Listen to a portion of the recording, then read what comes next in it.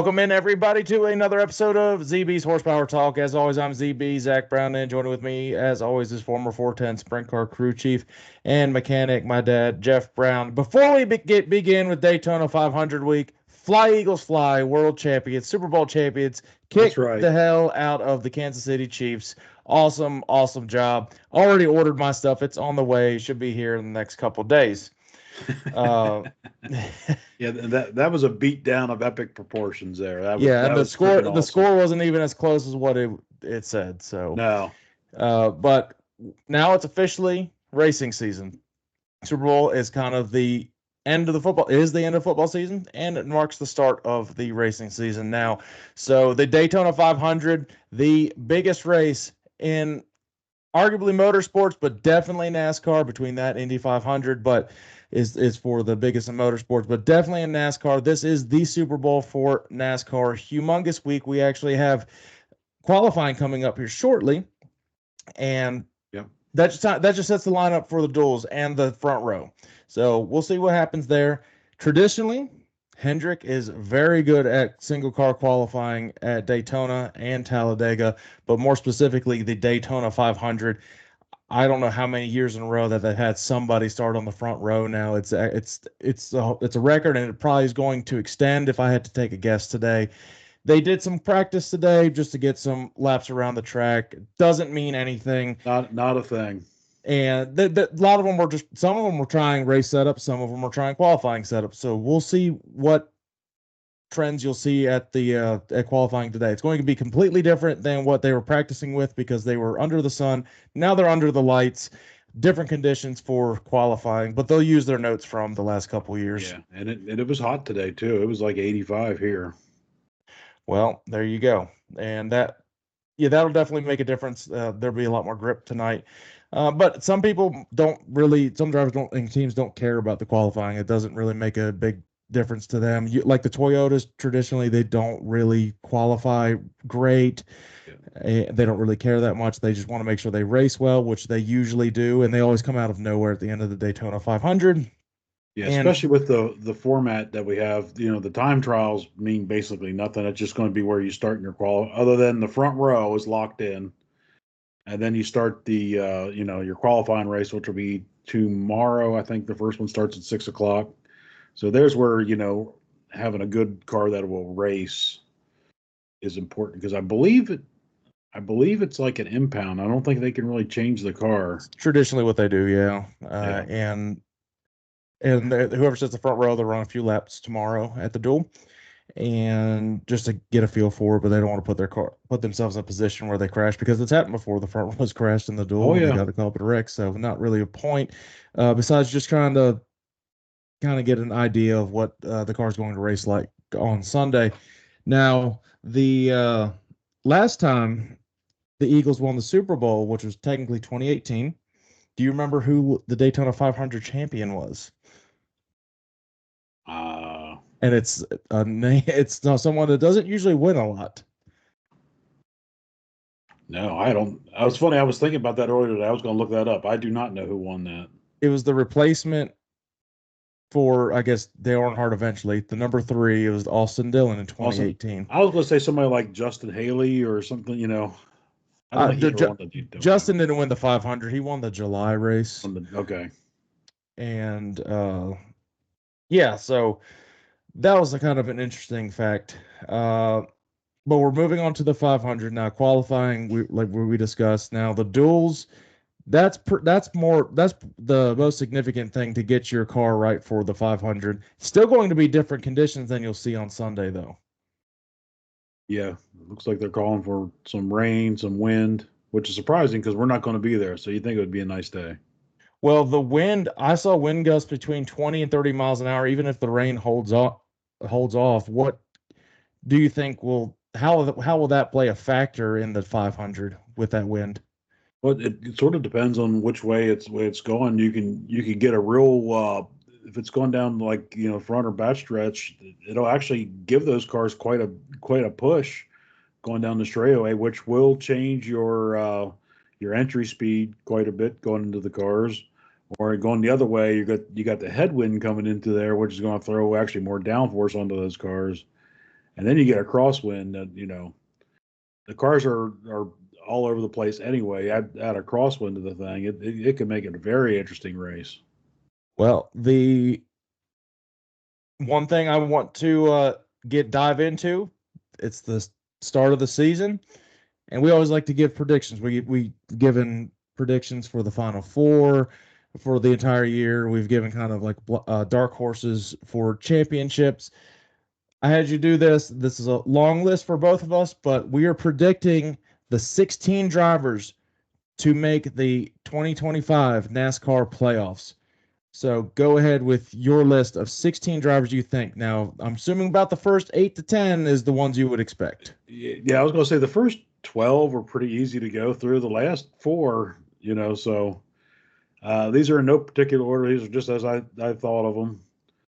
So we have Kyle Larson, Joey Logano, Chase Elliott, William Byron, Denny Hamlin, Christopher Bell, Ryan Blaney, Kyle Busch, Brad Keselowski, Chris Buescher, Alex Bowman, Chase Briscoe, Josh Berry, SVG I have in here, Michael McDowell, and Austin Cindric. Oh, so you have some upsets this year. Well, I figure there's probably going to be four that probably come in on points. I don't think we're going to get that many different winners. And I'm thinking, and you're guessing SVG wins a road course at some say point. He's got a very good shot at winning because they have 6 road courses. So I'm surprised you threw Briscoe in there. He's been struggling, but it's a new team, and Joe Gibbs stuff is pretty good. So we'll see how he does with that new team. Josh Berry is actually the most surprising one I think that you picked. And I was thinking about him. He's actually not on my list. Well, it's one of those that they are really, really good at these super speedways. Yep. It would not be a big shocker if Josh Berry comes out winning this thing on Sunday. Yeah, him. Shoot, we mentioned it, Justin. Spoiler alert, he's not in my fantasy, but hey, And we'll touch on fantasy here in a little bit. So here are my 16 drivers to make the 2025 NASCAR Cup Series playoffs. So you've got the obvious ones. You've got Kyle Larson, Tyler Reddick, Denny Hamlin, Chase Elliott, William Byron, Ryan Blaney, Joey Logano. Put Logano. Tyler Reddick in there. Oh wow, I must have missed him. Oh, I'm sorry. Yeah. Go ahead. Yeah, I did not put Tyler Reddick in there. Okay, interesting. Blaney, Logano, Christopher Bell, Brad Keselowski, Chris Buescher. I put Kyle Busch in there. I think he'll actually make the playoffs, and I think he will actually get a win this year. Ross Chastain, Daniel Suarez, Bubba Wallace, Riley Herbst. Okay. And SVG. Those two are battling for the Rookie of the Year, and I think they both make the playoffs this year. Cool. I think Riley Herbst, and I mentioned this, and that was the end of last year's show. I said Riley Herbst is going to knock off a win or two this year. I expect it. And I expect SVG to win one of these 8,000 road courses they have. So that's how I think they get in. I think there will be at least 14 different winners this year. Think so? And possibly even more, but maybe ones that aren't even full-time drivers will get wins this year. It wouldn't surprise me if this is not the only race that Justin Allgaier is going to race in the Cup Series for Dale Jr., depending on how it goes. If they don't tear up the car and they actually get a decent finish, I expect him to race at another super speedway or potentially another racetrack. I could see him running Charlotte for sure. Could. Well, he had such a good run last year in the 5. Yeah. When he was filling in for Larson, so I could see that. Unless they need him for Larson. Well, they have not said who the backup driver is. I actually read an article last week, and Larson is trying to have Carl Edwards be the driver that fills in. I thought that was for testing the car in qualifying for the All-Star race at North Wilkesboro. I think they also wanted him, Carl, as just in case for the Indy 500. That'd be cool. That'd be a big fan draw for sure.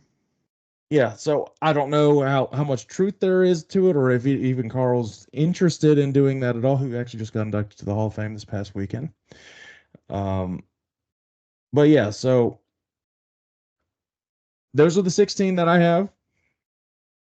I didn't have Chase Briscoe, so or Josh Berry. I did think about Josh Berry, But the unique thing about this, I have all of Trackhouse and all of 2311 making the playoffs. Okay. So we will see. 16 is a big field.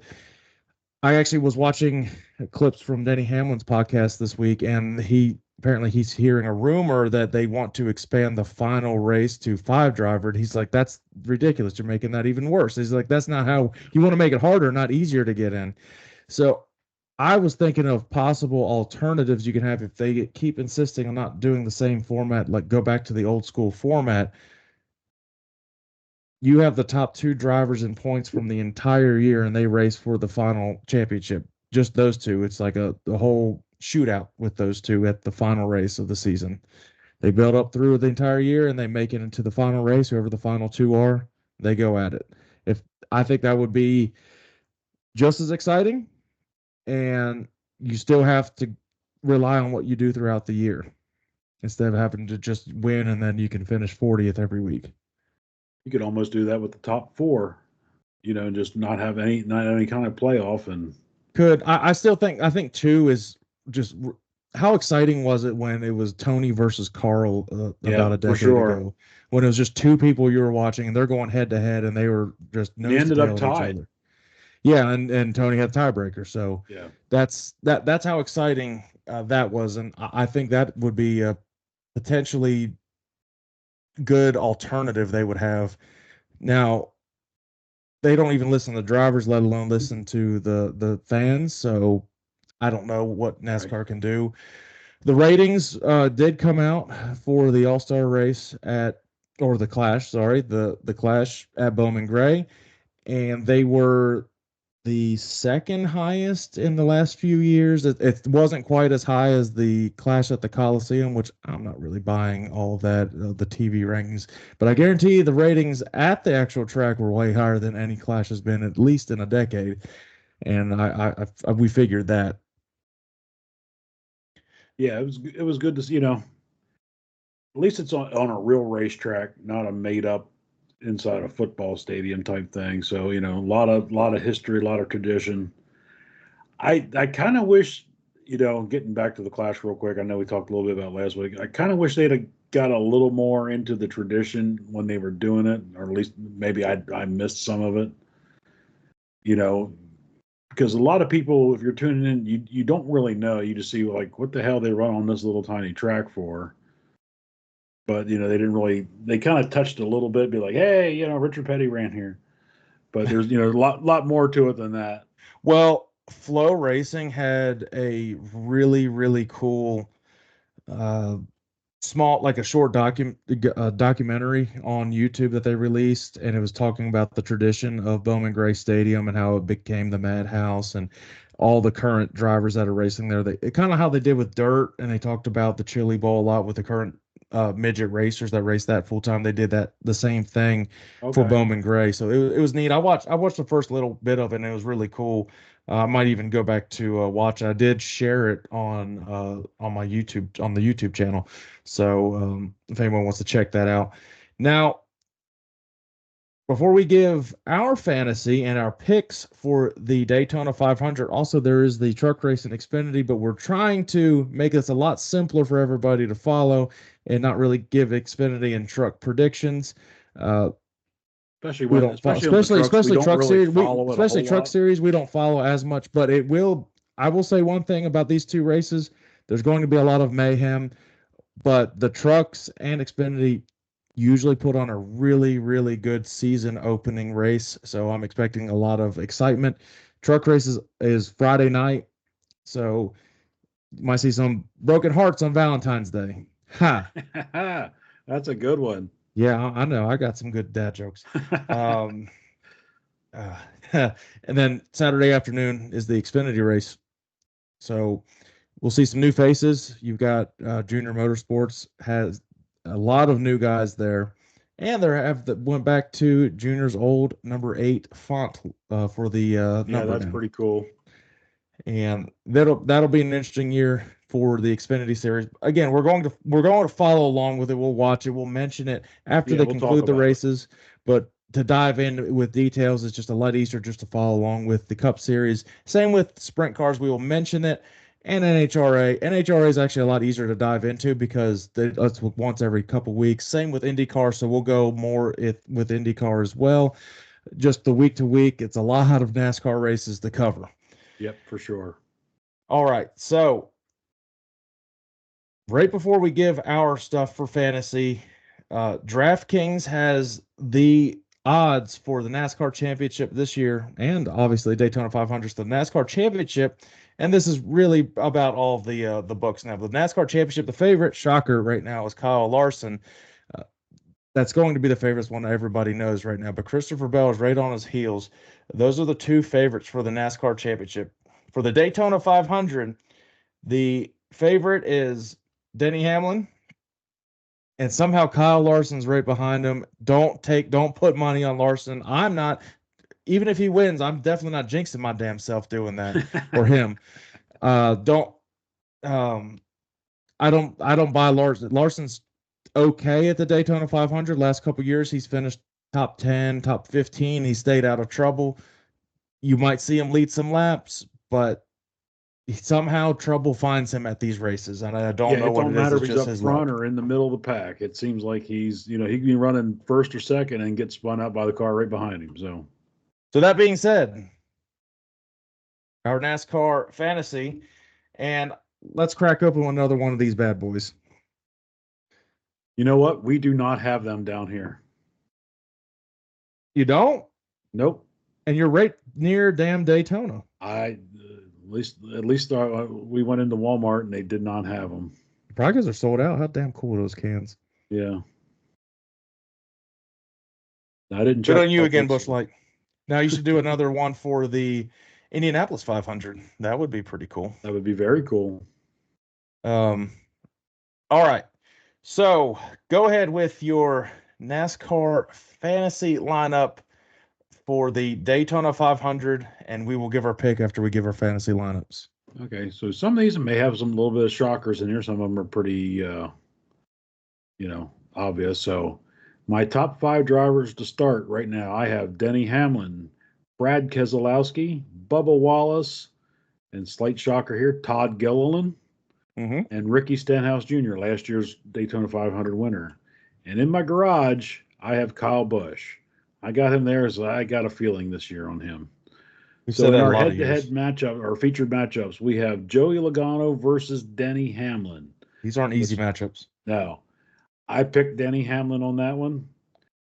Chase Elliott versus Ryan Lane is another one. They're almost even odds on this thing. Chase Elliott, I have on this one. Kyle Larson and Kyle Busch, and these are even odds. Both of those are the same. Not jinxing Larson, so I picked Kyle Busch on that one. And Bubba Wallace over William Byron. I said Ricky Stenhouse won last year. William Byron won the Daytona 500. Yeah, Ricky was 2 years ago. Yeah. So I got Bubba Wallace over the defending champion, William Byron. These matches were terrible. That's tough. It's tough to do. All right, so here's my lineup. In my starting lineup, I have Chase Elliott. I have Joey Logano. I have Bubba Wallace, Austin Dillon, 2018 winner. See if he has a little bit of deja vu. I was considering him. And I have Ricky Stenhouse Jr. as well. And in my garage, I have Chris Buescher. I think that car will draft really well. Just depends if it stays out of trouble. Cars are pretty good. They are, and Brad will have them set up. All right. And the matchups with Joey Logano versus Denny Hamlin. I'm going with Joey Logano, the defending champion. Not of the race, just of the whole series. Chase Elliott versus Ryan Blaney. I'm going with Chase Elliott in this one. Larson versus Kyle Busch. I'm not picking Larson ever in any super speedway racing, so I'm going with Kyle Busch. And Bubba Wallace versus William Byron. I do have Bubba Wallace over William Byron. Their good picks are William Byron, of course. Brad Keselowski says to avoid Kyle Larson. Yes, they're right this time. They said avoid Tyler Reddick, which he did win Talladega last year. So yeah, that's a little bit of a surprise, especially at his odds at plus. And they're talking about like, well, they finished this and that. I'm like, it's if they get caught up in wrecks, like you never know. Like it's just so random if they get caught up in wrecks. And the sleeper is AJ Allmendinger, which I think he's going to be a sleeper in a lot of races this year. I think so too. So Good to see AJ back into the Cup Series. At plus 5,500, AJ wouldn't be a bad pick to put $10 on him. $10 to win $550. Yep. So that's not too shabby. All right. Our picks for the Daytona 500 winner. Who do you got for the Daytona 500? I have him in my lineup. Maybe not starting, but I had the feeling I got Kyle Busch going to finally get. He's been close the last couple years by a matter of when that caution flag has come out. I got Kyle Busch this year. Mom's pick is Chase Elliott. Well, Mom and I are in agreement right here. I mentioned it after the Clash, how there could be history with father and son winning the Clash and Daytona 500 in the same year. I do have Chase Elliott winning the 2025 Daytona 500. Okay. And I think that will wrap it up today. Qualifying starting. Do we want to talk about Volusia? Oh, yeah. Yeah, yeah. Well, yeah. Forgot about the sprint car. That wraps up our NASCAR stuff, but qualifying is about to happen after Mike Joy gives a dissertation and introduction. Volusia did not disappoint. Not at all. It was. Now, if you look at the box score, yes, the person who started on the front row won every night. But it wasn't that easy. There was a lot of passing throughout the field. The track was great shape for the amount of racing that they had, because they had the sprint cars, they had the UMP modifieds, which ran 3 features every night. You know, the track was wide. There was a top, there was a bottom, there was, about half-ass a middle, and the track's fast. So I mean, it was, Donnie Schatz can't qualify, starts deep in the field every night, gets top 5, top 10. Yeah, there was passing. There was definitely passing. It was exciting. You get caught up in lap traffic, it is anybody's race then. So first, let's see, Thursday night, Wednesday. Carson Macedo. Wednesday night. Was it Wednesday? Wednesday, Thursday, Friday, Saturday is what they had. So Carson Macedo. Yeah, you're right. Carson Macedo wins the first night. Thursday night, Christopher Bell in the 69K battling Kyle Larson for the win. So, yeah, let's talk about that, how impressive that was. Now, Christopher Bell was impressive the entire week. I didn't see exactly what happened Saturday, but Wednesday, Thursday, we'll talk about Saturday's dad called me. Okay. Well, Wednesday, they started, 4th or something in the race, 4th, 6th, something like that. They made the dash in the first 3 nights. And they had some issue. Either he hit the wall or it was a flat before he hit the wall. Oh, that's right. Yeah, he had a flat tire. And so the car was doing great, and then it just had some sort of issue, which took him out of the race. I wouldn't have been surprised if he was in contention for that one. Now, Thursday night, that was incredible. And you mentioned to me how smooth Christopher is behind the wheel. And it's funny that when there's new drivers in the 69K, they're kind of hesitant to go on the bottom and don't realize how good that thing will stick on the bottom no matter what.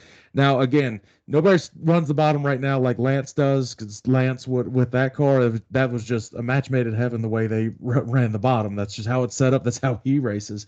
But the bottom was where Christopher needed to be a lot in this whole entire week. And when he actually trusted the bottom, had it stick, man, that thing looked good. Yeah, and the one thing, there was people talking on Facebook. The first thing they mentioned, traction control. Well, There's a picture of Christopher Bell and Kyle Larson coming off the 4th turn, smoke rolling off that right rear. Traction control, my ass. Yeah, there's traction control. It was on the rev chip. That son bitch was pegged coming off that thing, because it was a drag race and won by half a second. That was awesome. Or 500ths of a second. It was photo finish. I mean, I wish that race was 40 laps. I mean, they would have went back and forth at it. It would have been slide job after slide job at some point. The 2 different styles of racing, though, because I thought I would expect Christopher Bell to just run the crap out of that thing like Larson does. He's very smooth and very meticulous with his racing throughout the race, and it's really awesome to see. And then you just see Larson just ballsing it in every freaking corner. It's completely different, and it's really exciting. And so that made it for a really, really good race. every fan had to be on their feet there. Volusia had a great crowd too, so that was fantastic. And I just happened to just out of corner of my eye see Elio talking to Jeff Gordon right now. Forgot he's going for the 500, but that was awesome. So hats off to Donnie, Christopher, and the entire 69K team. They brought it to Volusia, especially Thursday night. So Friday night, kind of opposite. Yep, Friday night, Christopher Bell and Kyle Larson start on the front row, and it was just Kyle Larson. I think he led every lap. I don't think Christopher Bell, but it was close. I mean, it was, they got in the lap traffic. It got close there at the end, and a caution came out just at the right time where, catching Larson and passing were two different things. But it got pretty interesting in the whole thing. So we had, two cup drivers winning Thursday night, Friday night. So we get to the 20,000 to win Saturday night finish. Right off the bat, Christopher Bell, they said they were engine trouble and they were changing an engine. So they told Dad they burnt down his engine. He was not happy. So how they get out in the heat that? race and only made a couple laps and pulled back in. So How they managed to burn it down? Like what happened? Dad calls me, and Dad never calls me. He calls me up. He's like, "Yeah." He's like, "Well, they didn't actually burn my engine down." He's like, "It was a problem in the rear, and when they changed engine, it was still there." Now, which makes me want to come back. That first night, he did hit that wall. Could something have broken in that rear from just a slight contact on on that wall? It's very possible. And finally, I just didn't even gave think way about after it a couple until nights. we were discussing that earlier. But so Dad was pretty happy they did not burn down the engine. Which down here in Florida, it's not hard to do. You're at sea level. The air was pretty good. I mean, you got to give those things some fuel. Yeah. Otherwise, you can suck a valve pretty easy. Yeah, because I didn't get to see the entire race on Saturday. And I didn't really follow along too much. I was working, but I was like, "Where's Bell at? He's not in the feature." Like, what happened? And so yeah, so when things don't go great, they're not the 69K They're not Facebook, set up social to media. have Yeah, they're not whole they're not the cluster best at to giving get out something. bad information, but I mean I get it because they could be frustrated and there's a lot of stuff going on. But I'm like I want to know Well, what and happened. some of that you're relying on what Christopher Bell feels. He felt like a bad vibration, like the thing was blowing up, and it turns out it was something in the rear. And maybe some of that's just not being in a sprint car all the time. Just on what he kind of felt and heard.